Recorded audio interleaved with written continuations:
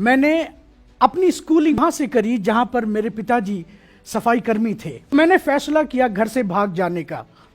मैंने अपने पिताजी के जेब से 50 रुपए चुराए। अब आप देखिए, मैं डॉक्टर बनना चाहता था जो कि ना बन पाया।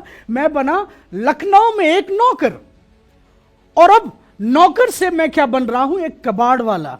सबने हार मान लिया था, सबने यह कह दिया था कि सतीश तो भाग गया, अब आएगा नहीं, मर गया होगा, पता नहीं क्या। नमस्कार, मेरा नाम सतीश आनंद है और मैं नौतनवा, एक छोटा सा कस्बा है जो गोरखपुर से करीब 90 किलोमीटर दूर नेपाल बॉर्डर की तरफ है, मैं वहां का रहने वाला हूं।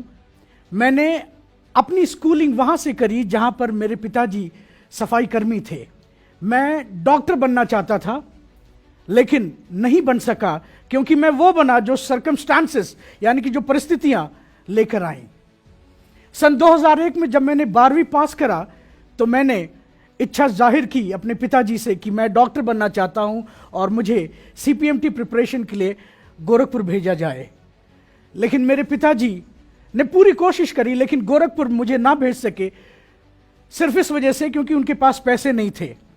लेकिन फिर भी उन्होंने हार नहीं मानी, उन्होंने फिर से कोशिश करी और उन्होंने जो हमारा झोपड़ी था उसको उन्होंने गिरवी रखा कुछ पैसों पे, और फिर मेरा दाखिला गोरखपुर में एक CPMT pre medical coaching institute में मेरा दाखिला हो गया। मुझे बहुत तकलीफ होती थी इस बात से कि मेरे पिताजी ने किसी भी तरीके से मेहनत करके उन्होंने घर गिरवी रखकर मुझे गोरखपुर भेजा और मैं असफल हो गया और अब मैं कुछ नहीं कर पा रहा हूं।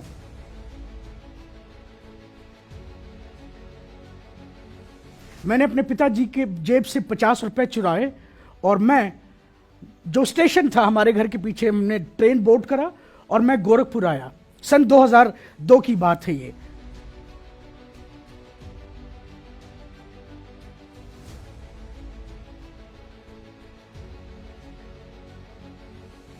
फिर बाबू बनारसी दास यूनिवर्सिटी लखनऊ में बाराबंकी रोड पे मुझे एक ढाबा मिला और उस ढाबे पे मैं गया। मैंने बोला मुझे नौकरी चाहिए और उन्होंने बड़े खुशी खुशी मुझे नौकरी दे दी। और पगार कितनी थी? 750 रुपए।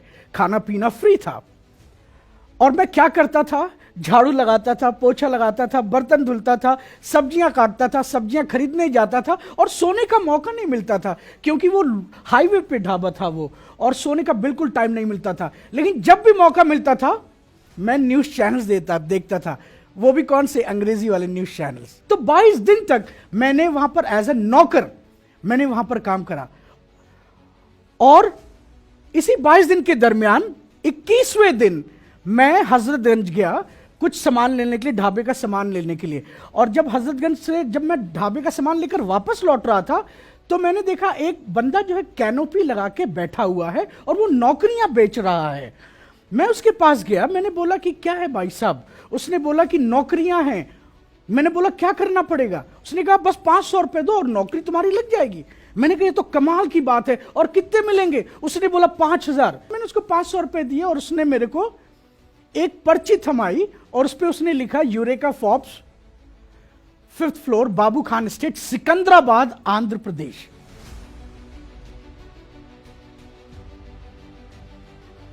अनजान शहर था और किसी को भी नहीं जानता था। जेब में एक फूटी कौड़ी नहीं थी। समझ नहीं आ रहा था कि रुकूं, जाऊं या फिर क्या करूं। मैं वापस सिकंदराबाद स्टेशन गया। मैं प्लेटफॉर्म पे बैठा था और यह तय करने में लगा था वापस जाऊं या क्या करूं। और तभी मैंने देखा कि कुछ बच्चे, कुछ लड़के वो कबाड़ बीन रहे थे रेलवे ट्रैक से। वो प्लास्टिक की थैलियां उठा रहे थे, प्लास्टिक की बोतलें उठा रहे थे। मैं फिर उनके पास गया। मैंने कहा कि घर वापस जाने से बेहतर है कबाड़ बीनो। अब आप देखिए, मैं डॉक्टर बनना चाहता था जो कि ना बन पाया। मैं बना लखनऊ में एक नौकर, और अब नौकर से मैं क्या बन रहा हूं, एक कबाड़ वाला। और मैंने भी वही किया, कबाड़ बीनना शुरू किया।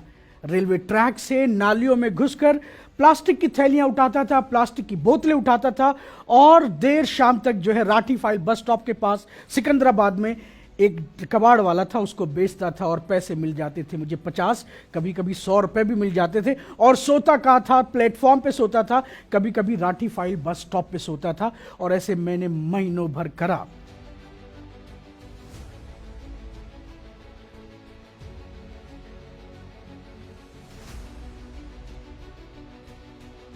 पांच दिसंबर सन 2002 को मैंने अपने घर वालों को फोन करा, सॉरी मतलब घर पे नहीं, तार घर में फोन करा। टेलीग्राम एक्सचेंज, हमारे पास कोई फोन नहीं था। और जो टेलीग्राम ऑपरेटर थे उनको तार चाचा बोलते थे। हमने बोला, तार चाचा क्या आप पिताजी को बुलाएंगे? और तभी तार चाचा ने मुझे क्या बताया कि बेटा तेरे घर में तो मातम हो रखा है, क्योंकि 2.5 महीने हो चुके थे मुझे घर से भागे हुए। तार चाचा ने बताया कि मेरे घर में मातम हो रखा है क्योंकि मेरी मां को हार्ट अटैक आया हुआ था। सबने हार मान लिया था, सबने ये कह दिया था कि सतीश तो भाग गया, अब आएगा नहीं, मर गया होगा, पता नहीं क्या। लेकिन सिर्फ और सिर्फ मेरे परिवार वालों को यह आस थी कि वो कभी ना कभी वापस जरूर आएगा।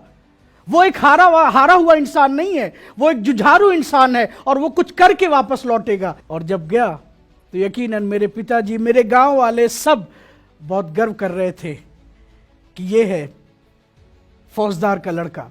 मेरे पिताजी का नाम फौजदार है। तो इस तरीके से डॉक्टर ना बन पाया मैं बना नौकर। मैं नौकर ना बन पाया, मैं बना कबाड़ वाला। और कबाड़ वाले के बाद मैं बना एक कॉल सेंटर एग्जीक्यूटिव। और इस तरीके से मैंने कॉल सेंटर एग्जीक्यूटिव के बाद मैं बना ट्रेनर, मैं बना सॉफ्ट स्किल्स ट्रेनर, मैं बना बिहेवियर ट्रेनर और आज इंटरनेशनल ऑथर हूं। और मेरी बुक हिंदुस्तान की बेस्ट सेलिंग बुक में से एक है। याद रखें, जिंदगी बहुत प्यारी है और इसे प्यारा कोई और नहीं, आप खुद बनाएंगे, क्योंकि आप अपने जिंदगी के कहानी के रचयिता हैं। जिंदगी आपको कुछ नहीं देने वाली, जिंदगी को मायना आपको देना है। और आप अपनी जिंदगी को मायना तभी दे पाएंगे जब आप हार नहीं मानेंगे।